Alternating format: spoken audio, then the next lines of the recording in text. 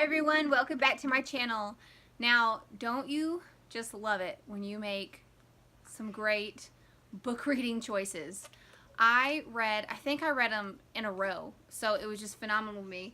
But I read 3 books so far this summer that have just blown me away, and I want to make their own video for them and just talk about them for a minute and encourage others to read them. So without further ado, the first one that I read, and the way that I'm going to talk about them is in no particular order other than the order that I read them in, because they were all just excellent, but so different.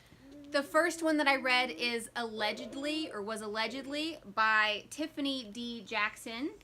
That book was excellent. It was like, I guess you could describe it as like a thriller-y type book. It's about a teen girl who is locked up in basically jail. I mean, jail for teenagers or whatever. Or she was in jail, baby jail, and now she's still under the care of the system, like a troubled teens type home.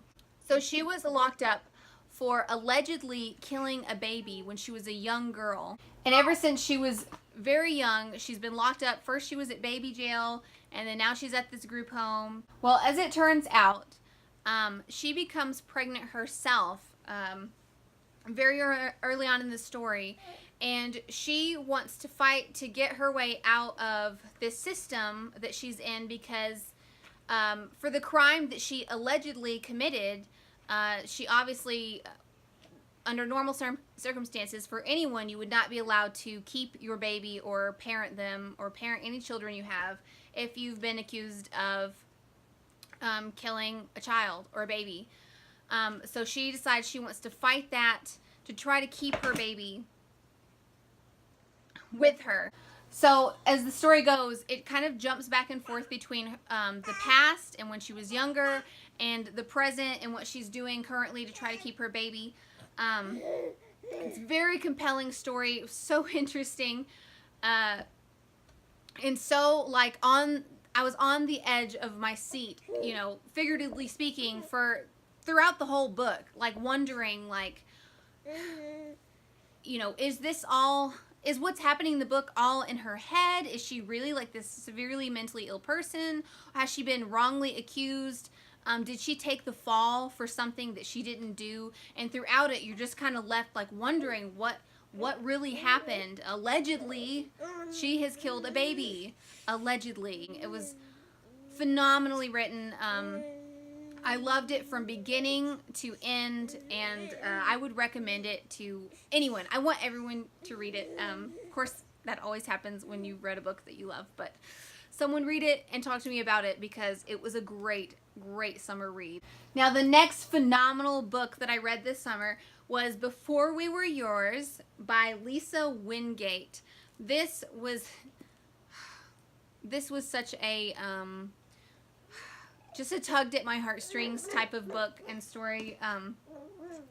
This was a fictional account of a family that was affected by the repercussions of her family members being involved in sort of like the black market of children's adoptions. This is based off true stories and true accounts of the Tennessee Children's Home Society, which was like sort of like an illegal black market adoption ring where children were basically from poor or, you know, families that weren't that influential were stolen. I mean, so many babies and children, I mean, were stolen on their way to school off their front porch.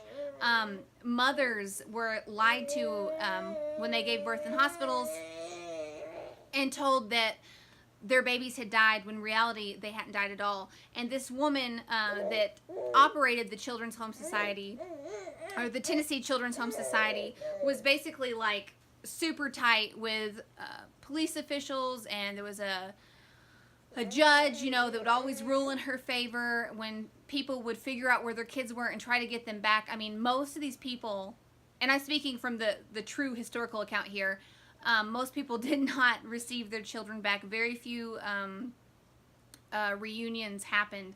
And this book is a whole story based off like one family's kind of like domino effect from being affected by Tennessee Children's Home Society, and a whole family of children being stolen from their home, and split apart and basically, I mean, sold. I mean, that adoptions have a pretty sketchy past, I mean, throughout the world, but definitely in Tennessee and that whole region, there was some basically baby selling going on, baby stealing and baby selling.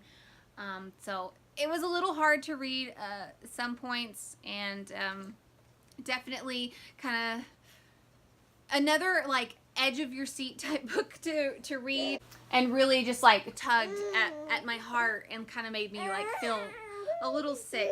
Both, that's the thing, both Allegedly and Before We Were Yours kind of like gave me that sickish, like queasy feeling in my stomach while I was reading them. So that's just a warning for anyone that wants to pick these up. Now, the last great, phenomenal book that I read so far this summer is Homegoing by Yasi.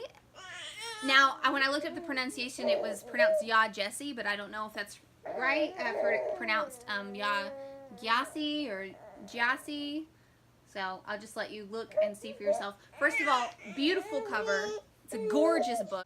Now, this book starts out in like the middle of the slave trade in West Africa, and it follows the story of two sisters who didn't even know each other existed, and how their family was split apart, and then like each of their familial lines like down through until pretty much modern day.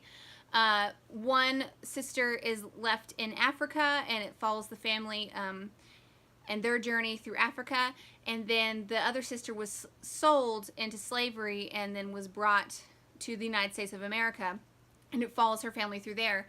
Now, what I really like about the way this book was done was it split back and forth between the two family lines, and you would get like a snapshot of, say it starts with the first sister, and then the next snapshot would be of the next sister, and then the next chapter would be from the first sister, either a son or a daughter, and then it would switch back and forth between the two family lines.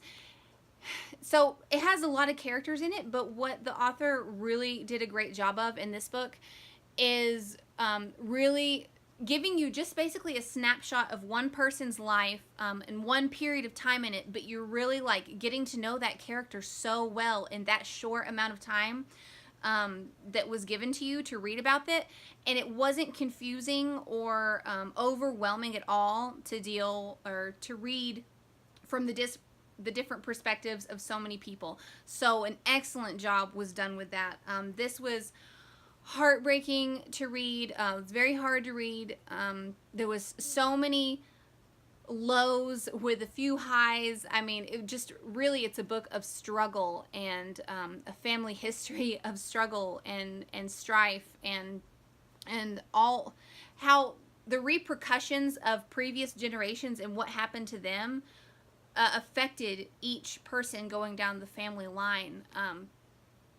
It was crazy good and crazy, like, just to try to absorb all that in my mind. But it was a beautiful book. I mean, really great. I want everyone to read it. I'm shoving it like in my husband's face because I want someone that I know close to me to read it so we can just like gush about it together. I love this book. Of course, highly recommend it, as I do the other two books. But yeah, those were the three like most awesome books that I've read so far this summer. All of them I gave 5 stars on Goodreads. I adore every single one of them. They're definitely like in my top 20 favorite books that I've read of all time, and I had to make a video about them and share them with you guys. So I hope you enjoyed watching. Please comment below if you've read them and give me your thoughts on them, just so I have someone to talk to about and like just to see someone's thoughts on them. But thank you so much for watching, and I hope you enjoyed, and I will see you all again really soon.